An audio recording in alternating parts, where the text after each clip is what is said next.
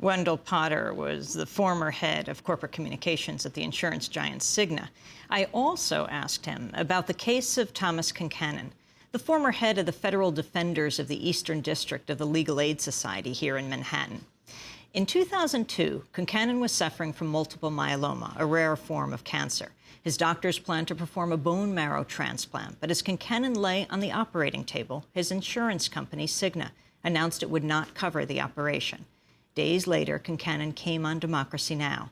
This is part of our interview 7 years ago, on April 24, 2002, with Thomas Concannon and Elizabeth Benjamin, supervising attorney in the health law unit of the Legal Aid Society. This is Tom Concannon. On April 9th, they actually put me in the put me in an operating room and through general anesthesia, put a tube in my chest that was, it's called a catheter, a 3-lumen catheter that's meant to be the vehicle through which they extract for blood tests and where they put chemo, different forms, chemical cocktails in. And so that was put in, and we thought after a day of rest that I'd begin 2 other days of certain kinds of photophoresis, other blood cleansing processes and other things that would prevent graft versus host disease. And then the following week I expected to get radiation and my sister's transplant. In fact, last Friday, on my enchantress's birthday here, that was the day. That's your wife? Yes, that's my sweetie here. It was to be put in on that day, and that was the day we got the notice we got the letter from CIGNA saying from Dr. Janet Moore saying they were not going to approve that. What can people do, Elizabeth Benjamin, in a case like this?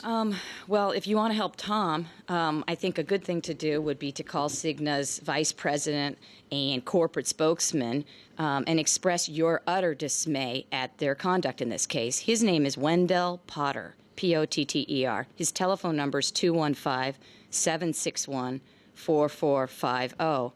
That was Elizabeth Benjamin. At the time, she was with the Legal Aid Society, giving out Wendell Potter's office number on Democracy Now! It was 7 years ago, on April 24, 2002. At the time, Wendell Potter was the top spokesperson for CIGNA. As a result of our coverage, the company reversed its decision and paid for the operation. I asked Wendell Potter if he remembered the case of Thomas Concannon. Oh, I absolutely do. I mean, that case, the Natalie Sarkeesian case, are two that I will never forget. I absolutely do, and it does speak to the influence that you have at Democracy Now! I came into work the next morning, and my inbox, my email inbox was, I've never seen anything quite like it before or since. It was just phenomenal. I was just being inundated with emails and phone calls and faxes. It was just extraordinary. And I knew that the influence of the media was important in situations like this, and it I guess it just proves what I said before. It makes a big difference when someone can get the media or someone on their side to bring this to make it a high-profile case. It was unforgettable.